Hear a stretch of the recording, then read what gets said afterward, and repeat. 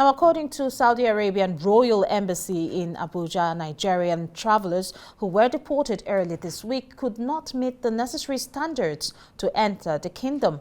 All 264 of the passengers that Air Peace had airlifted to Jeddah from Lagos and Kano on Sunday had their visas revoked by the Saudi authorities. 87 individuals were eventually permitted to stay after the nation requested that the airline return all 264 passengers to Nigeria. The Saudi authorities observed the passengers' use of the Advanced Passengers Information System during the Nigerian check-in procedures. And joining me now for more on this is Arise business analyst Chika Mbonu. Very good morning to you, Chika.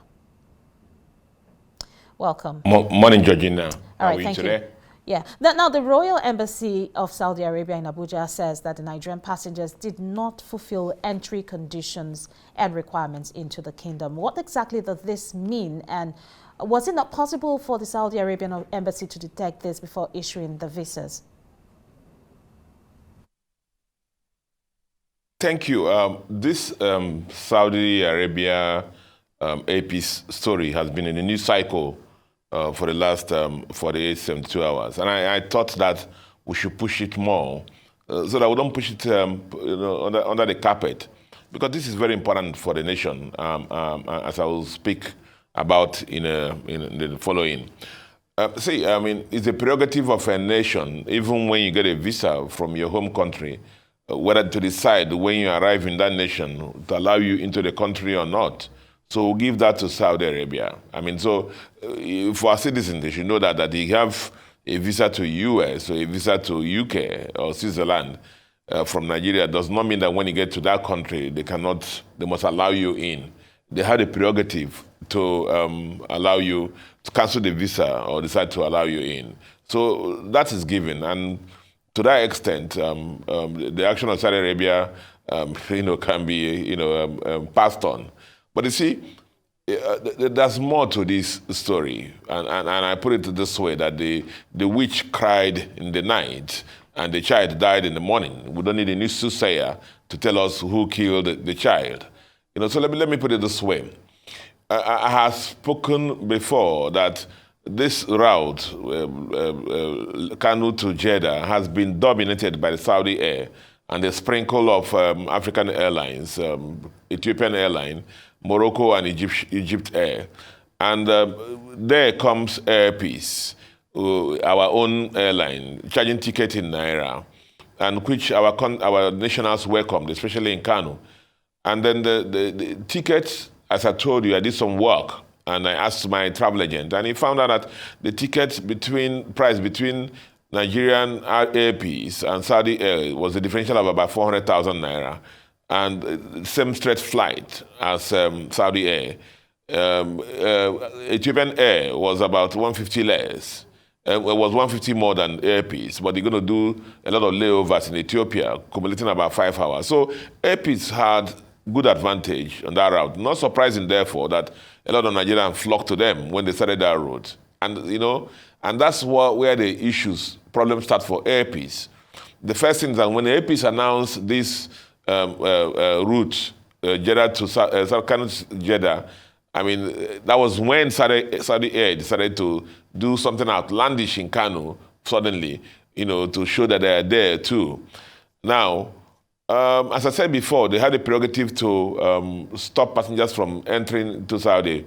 But look at it this way. I spoke to a lot of travel agents also, and they said some families, because Saudi Air has 4-5 frequencies a week to Jeddah, whereas Air Peace had 2. Some families split themselves between Air Peace and Saudi Air, the same visas.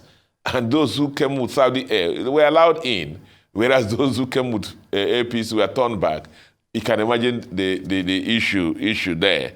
And so they were trying to make it appear that, oh yes, Air Peace is, if you go with Saudi Air, you may not have problems, but the Air Peace, you're going to have problems. Not surprising, therefore, that also the flight for Tuesday that Air Peace had to Jeddah, out of the 270 passengers booked previously, only 33 flew.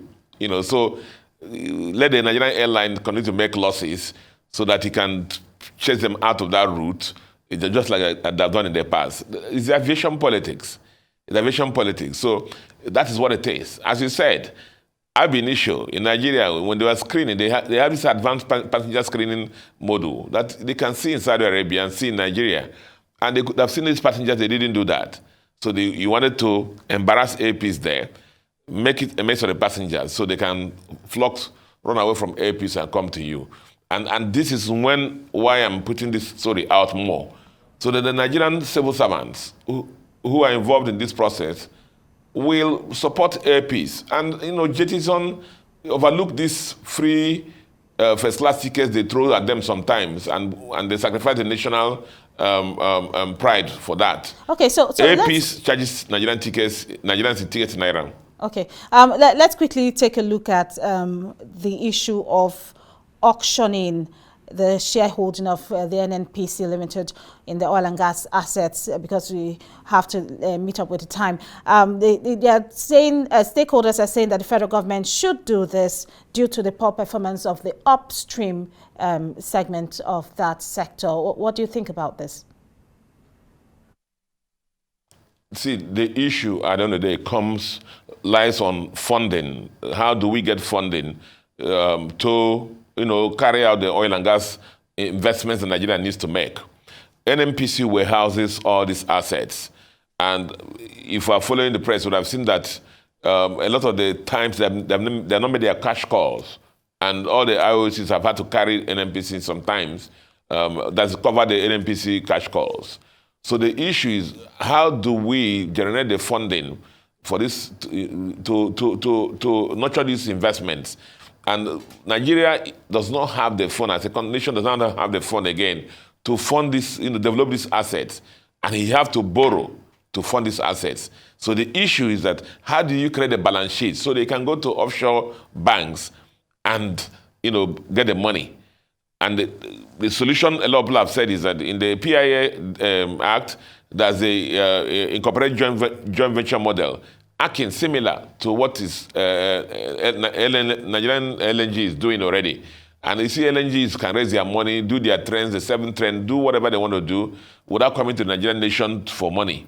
And they're saying that if that is done to NNPC, NNPC will become marketable, have the right balance sheet to be able to go and source money on its own to develop these assets. And if NNPC is still at the apron strings of the government as it is now, 100% owned by government, the corporate governance structures, the balance sheet will not be there until it is sold. That's the argument that is out there. The issue boils down to, how do you raise funding to develop Nigerian oil assets? As usual, succinctly put, thank you so much for your contribution on the program today.